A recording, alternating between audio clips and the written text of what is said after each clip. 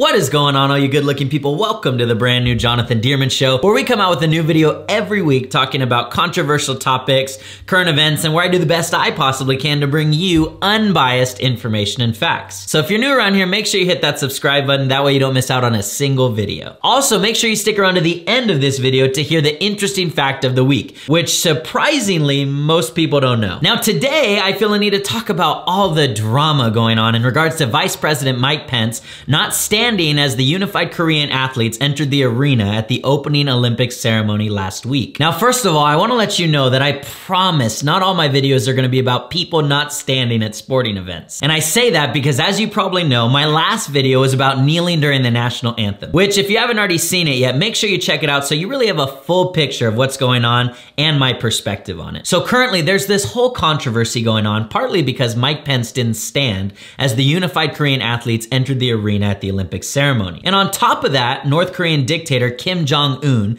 sent his younger sister Kim Yo-Jong to attend the ceremony, and she sat within just a few feet of Pence. Now, there are various layers to what's going on in this scenario with our vice president at the Olympics, but then there's what I consider to be a much bigger issue going on that has a whole lot less to do with the Olympics and much more to do with the state of our country and political agendas. But let's start with Pence. So North and South Koreans marched together under one flag at the opening ceremony. And to some, it felt symbolic because despite all the chaos going on in that region, North and South Korea were able to march together in a civil manner. However, many people are saying that it's just a bunch of propaganda because even though North Korea is cooperating for the Olympics, we all know they have no real interest in cooperation or peace. Now, with that in mind, Mike Pence decided not to stand as the unified Korean flag and athletes entered the building, and he's gotten a ton of flack for it. USA Today said by not standing for Korea at the 2018 Winter Olympics, VP Mike Pence embarrassed America. The Washington Post said Pence was the worst person the White House could have sent to the Olympics. A Daily Mail headline said, Mike Pence accused of hypocrisy for refusing to stand for unified Korea during the Winter Olympics opening ceremony, months after walking out of an NFL game because of kneeling players. And other media sources saying things like this. The South Koreans held these Olympics, they're holding these Olympics with an aspiration of peace and really beginning a process of reconciliation and dialogue with the North. And for the United States to in any way obstruct that effort, I think is really doing a disservice to our alliance. I thought that Mike Pence said that it was inappropriate to make political statements at sporting events. Wasn't he that guy who walked out of the football game because people were kneeling and not standing? Now, first of all, I always want to do my best to address these situations from an objective, unbiased, and reasonable point of view. Oftentimes, a great way to test yourself is to substitute the name of the person with someone on the opposite side of the political spectrum and see if your answer stays the same. For example, I've thought through this scenario from multiple different angles, and it really doesn't matter if it's Mike Pence or Joe Biden. My answer would be the same. Unlike some of these media outlets. If it were Biden that didn't stand instead of Pence, there's no doubt that some of these same media sources would be releasing headlines like, Biden's taking a strong stance against the tyrannical North Korean regime, or Biden stands for justice by sitting for North Korea. Just like I'm sure some of the same media outlets that are defending Pence wouldn't be defending Biden if they switch places. But again, for me, whether it's Pence or Biden, my answer would stay the same. So let's deal with this allegation of hypocrisy, which says that it's hypocritical of Mike Pence to disapprove of NFL players kneeling during our national anthem, and then he himself not stand for the unified Korean flag and athletes. Now, there are two reasons why I think calling him hypocritical over this is ridiculous. Number one, and this is the smaller reason,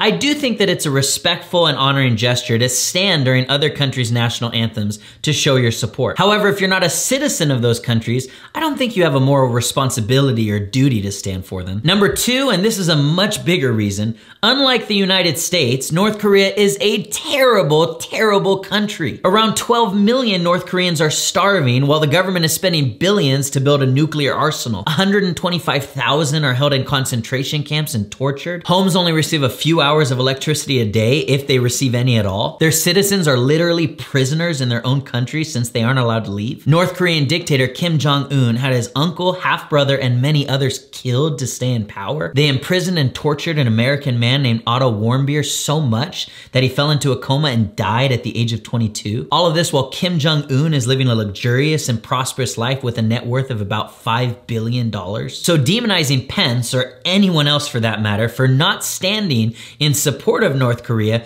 is absurd. Also, I find it odd that the very people that praised our NFL players for not standing for the greatest country in the free world are the same people that are condemning Pence for not standing for one of the worst and most oppressive countries in the world. And here's my take on whether standing or sitting would have been appropriate as the unified Korean flag came out. So we all know what a win-win or a lose-lose scenario is. Well, when it comes to Pence, or again, if it were Biden, sitting or standing as the flag came out is something that I would consider a fine scenario. Meaning if he stood up, I think it would be fine. He's obviously not saying by standing up that he approves of the way North Korea treats their people. And if he doesn't stand, which he didn't, I also think that's fine. Because North Korea is led by awful, evil people. So I get why he wouldn't want to stand. However, there's this weird added twist to this whole situation. And what's going on with our media, to me, is a much bigger concern than whether or not Vice President Mike Pence sits or stands for North Korea. So Kim Jong-Un sent his younger sister to the opening Olympics ceremony, and she sat within just a few feet of Mike Pence. He probably sent his sister because she's a pretty and innocent looking figure, so it kind of softens the heart of people towards North Korea. However, she's no saint. She's one of Kim Jong-un's most trusted allies, and she doesn't only support her brother's evil regime,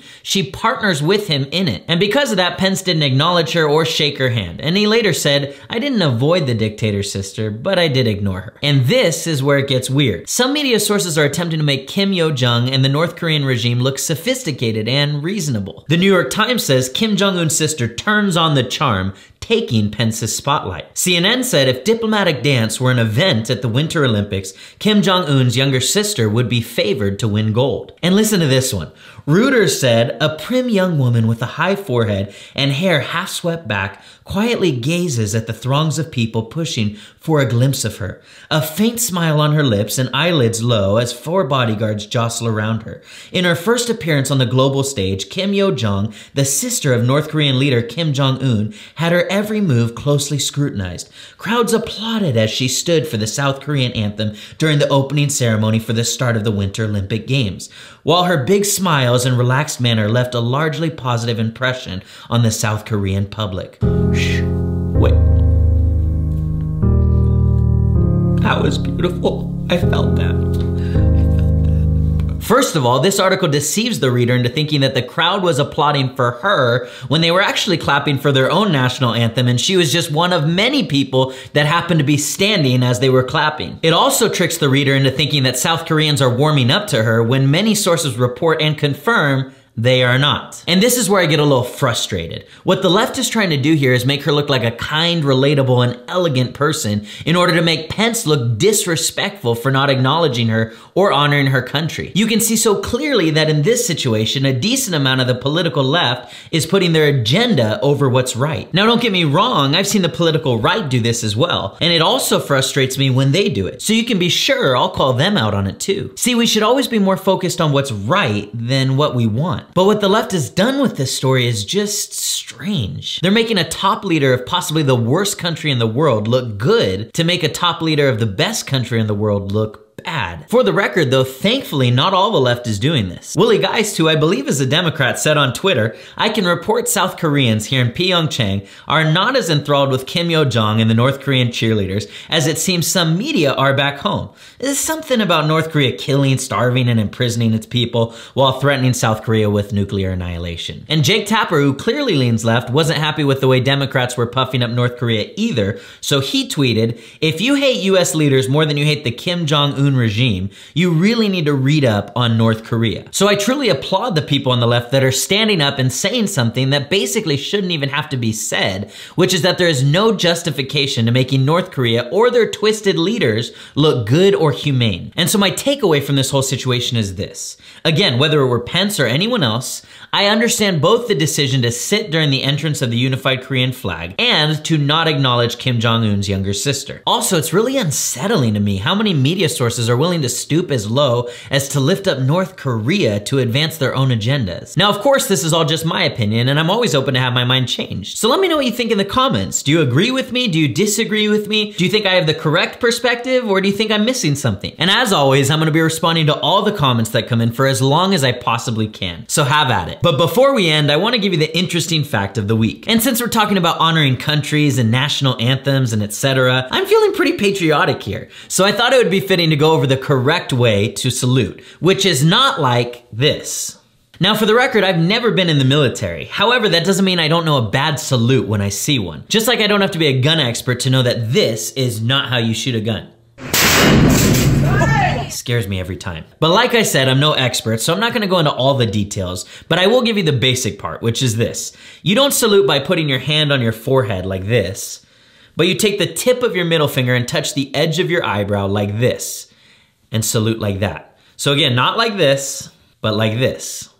From the bottom of my heart, thank you for watching this video. Your support means more to me than you know. So whether you agree with me or disagree with me, show some love, hit that subscribe button so you don't miss out on a single video. Smack that like button so my mama can finally say she's proud of me, and I will see you at the next Jonathan Dearman Show.